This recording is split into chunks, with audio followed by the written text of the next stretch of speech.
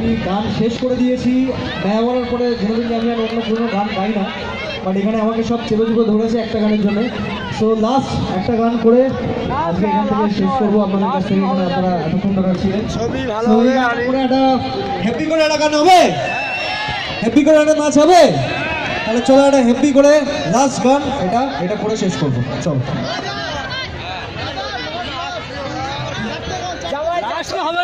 দাদা, চারটা হবে আজকের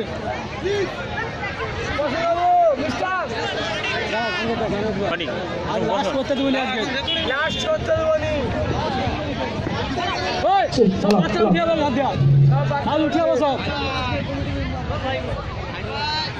আমি একটু দীপক দাকে আসার জন্য অনুরোধ করবো স্টেজে।